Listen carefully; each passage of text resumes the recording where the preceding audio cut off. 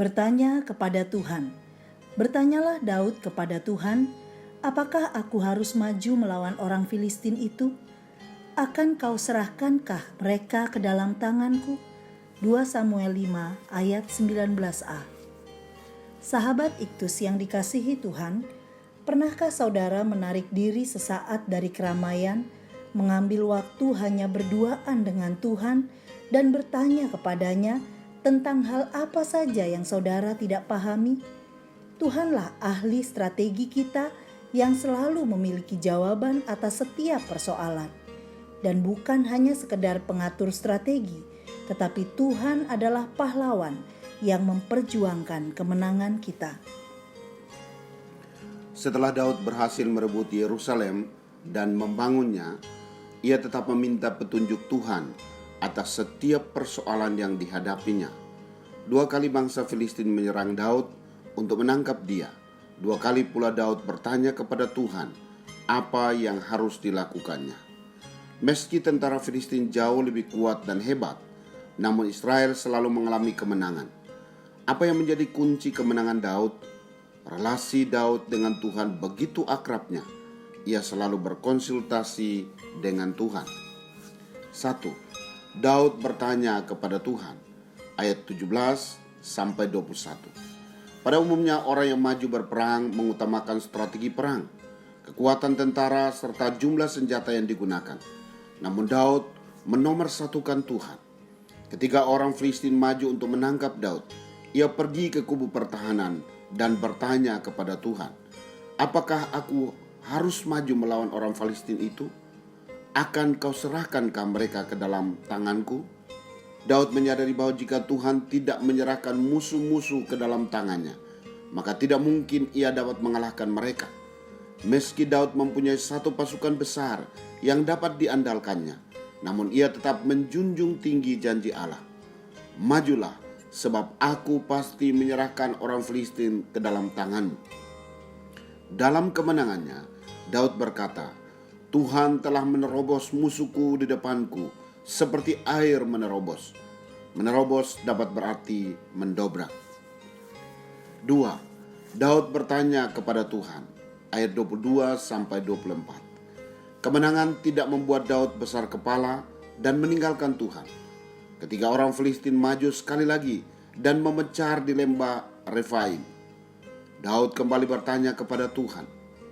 Ayat 23 dan 24 menunjukkan bahwa Tuhan adalah ahli strategi yang ulung dan pahlawan perang. Ia melarang umatnya untuk maju, melainkan membuat gerakan lingkaran sampai ke belakang. Dan lihatlah, Tuhanlah yang berperang. Kemenangan sempurna.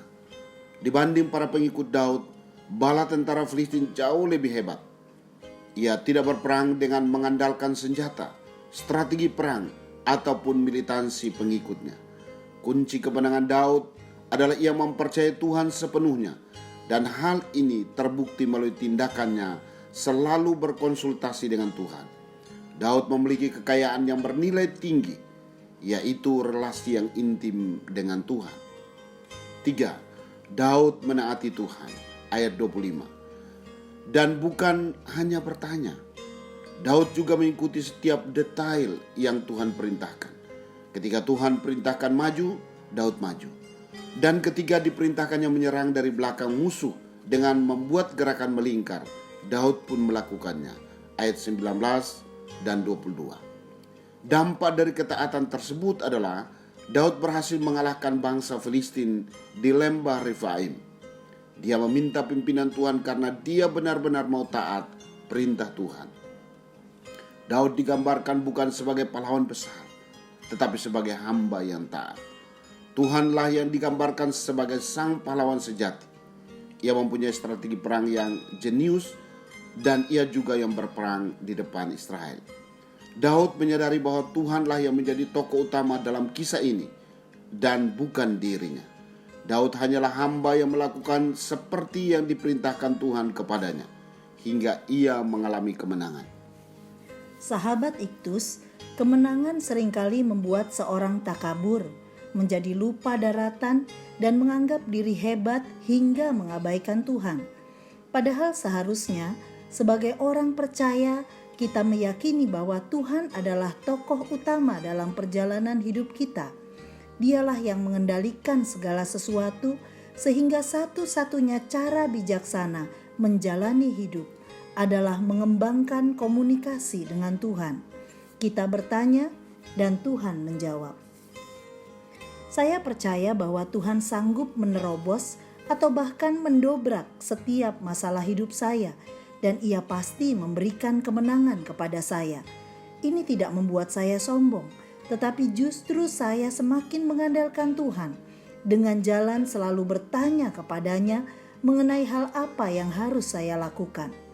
Saya tidak mau memilih cara yang lain, karena ketika saya taat terhadap apa yang diucapkannya, saya beroleh kemenangan.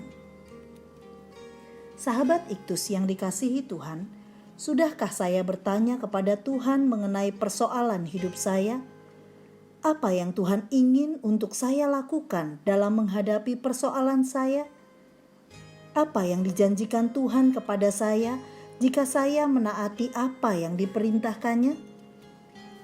Tuhan Yesus, saya membutuhkan-Mu untuk menjawab setiap persoalan hidup saya. Saya tidak mau mengandalkan kekuatan atau pengalaman saya, melainkan setiap waktu saya hanya mau mempercayai-Mu. Terima kasih, karena bukan saja Engkau memberikan jawaban atas persoalan saya, tetapi Engkau juga yang memperjuangkan kemenangan saya. Bagi saya, memiliki kesempatan berbicara denganmu adalah hak istimewa. Saat ini, saya hanya mau menaati perintah-Mu dan mengalami kemenangan. Amin. Bertanya kepada Tuhan, karena Dialah sumber jawaban atas setiap persoalan.